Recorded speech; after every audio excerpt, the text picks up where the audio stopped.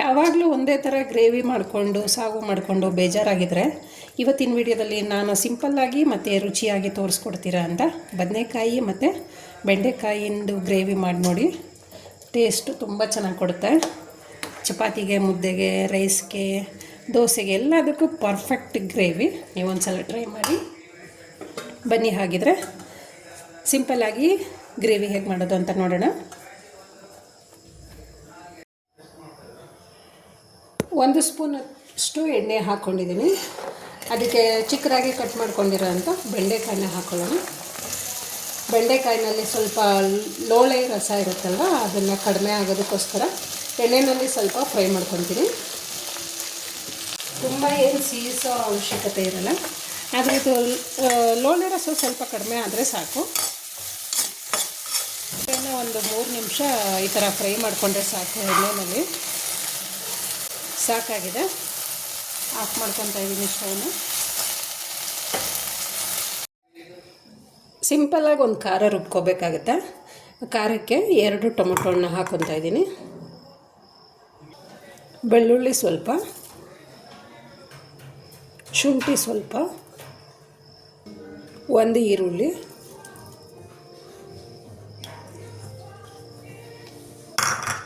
ಇಷ್ಟನ್ನು ರುಬ್ಕೊಂಬರೋಣ. ರುಬ್ಬಿದಾಗಿದೆ ನೋಡಿ, ತುಂಬ ನುಣ್ಣಗೆ ರುಬ್ಕೊಂಡಿದ್ದೀನಿ. ಸ್ಟವ್ ಮೇಲೆ ಒಂದು ಬಾಣಲಿ ಇಟ್ಕೊಂಡಿದ್ದೀನಿ. ಸ್ವಲ್ಪ ಎಣ್ಣೆನ ಹಾಕ್ಕೊಳ್ಳೋಣ.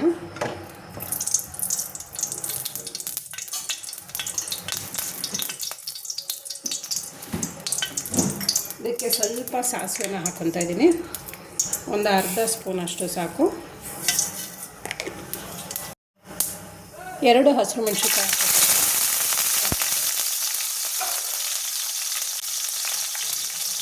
2 ಹಸಿರು ಮೆಣಸಿನ್ಕಾಯಿ ಹಾಕ್ಕೊಂಡಾದ್ಮೇಲೆ ನಾನು ಈರುಳ್ಳಿನ ಸ್ವಲ್ಪ ಚಿಕ್ಕದಾಗಿ ಕಟ್ ಮಾಡಿ ಇಟ್ಕೊಂಡಿದ್ದೀನಿ. 2 ದಪ್ಪು ಈರುಳ್ಳಿನ ತೊಗೊಂಡಿದ್ದೀನಿ ನಾನು.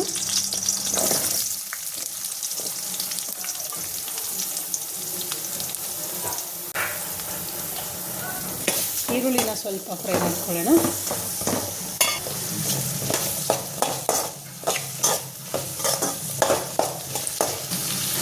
ಜೊತೆಗೆ ಸ್ವಲ್ಪ ಕರಿಬೇವಿನ ಸೊಪ್ಪು,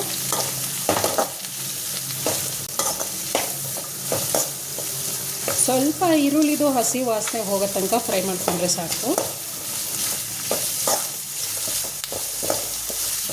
ಅನಿಸುತ್ತೆ ಸಾಕು. ಇವಾಗ ಇದಕ್ಕೆ ನಾನು ದಪ್ಪು ಬದನೆಕಾಯಿ ಬರುತ್ತಲ್ವ, ಆ ದಪ್ಪು ಬದನೆಕಾಯಿ ಕಟ್ ಮಾಡ್ಕೊಂಡಿರೋ ಅಂಥ ದಪ್ಪು ಬದನೆಕಾಯಿನ ಹಾಕ್ಕೊತಾ ಇದ್ದೀನಿ.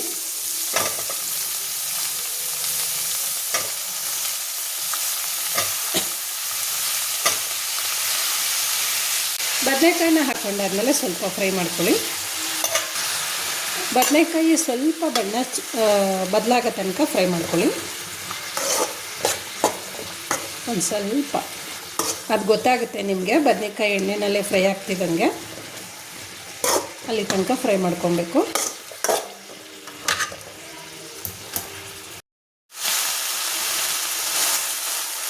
ಬದನೆಕಾಯಿ ಸ್ವಲ್ಪ ಬಣ್ಣ ಚೇಂಜ್ ಆಗಿದೆ.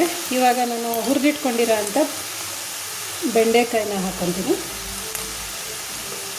ಬೆಂಡೆಕಾಯಿ ಯಾಕೆ ನಾನು ಲೇಟಾಗಿ ಹಾಕೋತಿದ್ದೀನಿ ಅಂದರೆ, ಆಲ್ರೆಡಿ ಬೆಂಡೆಕಾಯಿನ ಒಂದು ಸಲ ನಾವು ಎಣ್ಣೆನಲ್ಲಿ ಫ್ರೈ ಮಾಡ್ಕೊಂಡಿರೋದ್ರಿಂದ ಬದನೆಕಾಯಿ ಸ್ವಲ್ಪ ಹುರಿದಾದ್ಮೇಲೆ ಹಾಕ್ಕೊಂಡ್ರೆ ನಡೆಯುತ್ತೆ. ನೀವು ಈ ಥರ ಗ್ರೇವಿನ ಮಾಡಿಕೊಂಡ್ರೆ ದೋಸೆಗೆ, ಚಪಾತಿಗೆ, ಇಡ್ಲಿಗೆ, ಅಕ್ಕಿ ರೊಟ್ಟಿ, ರಾಗಿ ರೊಟ್ಟಿ ಜೊತೆಗೆ ಅನ್ನನೂ ಕೂಡ ತಿನ್ಬೋದು, ಮುದ್ದೆನೂ ಕೂಡ ತಿನ್ಬೋದು. ತುಂಬ ಚೆನ್ನಾಗಿರುತ್ತೆ. ಸ್ವಲ್ಪ ಫ್ರೈ ಮಾಡ್ಕೊಳ್ಳಿ. ಎಣ್ಣೆನಲ್ಲಿ ನಾವು ಆಗಲೇ ಫ್ರೈ ಮಾಡ್ಕೊಂಡಿರೋದ್ರಿಂದ ಬೆಂಡೆಕಾಯಿನ ತುಂಬ ಹೆಚ್ಚಿಗೆ ಏನೂ ಫ್ರೈ ಮಾಡೋ ಅವಶ್ಯಕತೆ ಇರಲ್ಲ. ಹಾಗಾಗಿ ಸ್ವಲ್ಪ ಒಂದು 2 ನಿಮಿಷ ಫ್ರೈ ಮಾಡಿಕೊಂಡ್ರೆ ಸಾಕು. ಈಗ ಇದಕ್ಕೆ ರುಬ್ಕೊಂಡಿರೋಂಥ ಟೊಮೊಟೊ ಹಣ್ಣು ಮತ್ತು ಬೆಳ್ಳುಳ್ಳಿ ಹಾಕ್ಕೊಂಡಿದ್ವಲ್ವ, ಮಿಕ್ಸ್ ಮಾಡ್ಕೊಳ್ಳೋಣ. ಜಾರಿಗೆ ಸ್ವಲ್ಪ ನೀರು ಹಾಕಿ ಮಿಕ್ಸ್ ಮಾಡ್ಕೊತಾ ಇದ್ದೀನಿ. ಇನ್ನೂ ಸ್ವಲ್ಪ ಎಕ್ಸ್ಟ್ರಾ ನೀರು ಹಾಕ್ಕೊತೀನಿ. ಸ್ವಲ್ಪ ಗ್ರೇವಿ ಬರಬೇಕು ನಮಗೆ, ಅದಕ್ಕೋಸ್ಕರ. ಈಗ ಮಿಕ್ಸ್ ಮಾಡ್ಕೊಳ್ಳೋಣ.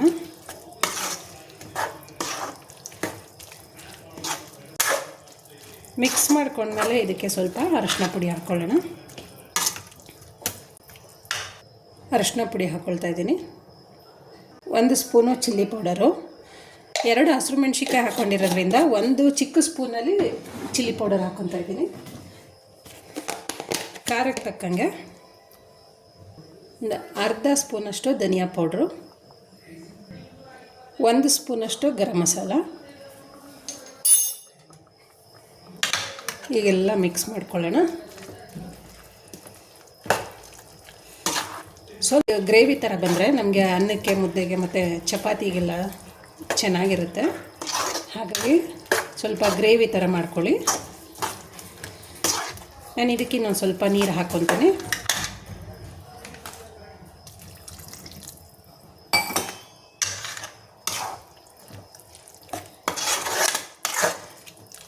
ಈಗ ಸ್ವಲ್ಪ ಕುದಿಲಿಕ್ಕೆ ಬಿಡೋಣ. ಏಕೆಂದರೆ ಎಲ್ಲ ಹಸಿ ಟೊಮೊಟೊ ಹಣ್ಣು ರುಬ್ಬಿರೋದ್ರಿಂದ ಸ್ವಲ್ಪ ಒಂದು 2 ಕುದಿ ಬರೋ ಅಷ್ಟನ್ನಾದ್ರೂ ಕುದಿಯೋಕ್ಕೆ ಬಿಡಬೇಕು.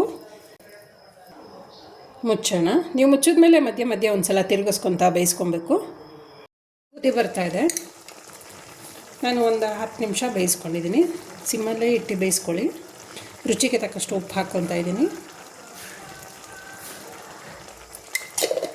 ಉಪ್ಪು ಹಾಕಿದ್ಮೇಲೆ ನೀವು ನೋಡ್ಕೊಳ್ಳಿ, ಗ್ರೇವಿ ನಿಮ್ಗೆ ಎಷ್ಟು ಬೇಕೋ ಅಷ್ಟು ಹದನ ನೋಡಿಕೊಂಡು ಮಾಡ್ಕೊಳ್ಳಿ.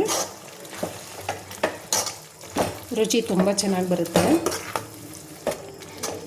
ಚಪಾತಿಗಂತೂ ತುಂಬಾ ಚೆನ್ನಾಗಿರುತ್ತೆ. ಯಾಕಂದರೆ ಬೆಂಡೆಕಾಯಿ ಬದನೆಕಾಯಿ ಹಾಕಿ ಮಾಡಿರೋದ್ರಿಂದ ಜೊತೆಗೆ ಟೊಮೆಟೊ ಹಣ್ಣು ರಸನೂ ಬೀಳುತ್ತಲ್ವ. ಹಾಗಾಗಿ ಉಪ್ಪು, ಹುಳಿ, ಖಾರ ಎಲ್ಲ ತುಂಬ ಟೇಸ್ಟ್ ಚೆನ್ನಾಗಿ ಕೊಡುತ್ತೆ. ಫ್ರೆಂಡ್ಸ್, ಯಾರಾದರೂ ಹೊಸದಾಗಿ ನನ್ನ ಚಾನಲ್ಗೆ ಜಾಯ್ನ್ ಆಗಿದ್ದರೆ ಹಾಗೆ ಸಬ್ಸ್ಕ್ರೈಬ್ ಮಾಡ್ಕೊಂಡು ನೋಡಿ. ಬೆಲ್ ಬಟನ್ ಕ್ಲಿಕ್ ಮಾಡಿ ಆಲ್ ಅಂತ ಸೆಲೆಕ್ಟ್ ಮಾಡ್ಕೊಳ್ಳಿ. ಯಾಕಂದರೆ ಪ್ರತಿದಿನ ಹಾಕೋಂಥ ನೋಟಿಫಿಕೇಷನ್ಗಳು ನಿಮ್ಗೆ ಸಿಗಬೇಕಲ್ವ, ಅದಕ್ಕೋಸ್ಕರ. ಉಪ್ಪು ಹಾಕ್ಕೊಂಡ್ಮೇಲೆ ಮತ್ತೆ ಚಿಕ್ಕದಾಗಿ ಒಂದು 3 ನಿಮಿಷ ಸಣ್ಣದಾಗಿ ಸಿಮ್ಮಲ್ಲಿಟ್ಟು ಕುದಿಲಿಕ್ಕೆ ಬಿಡ್ತೀನಿ.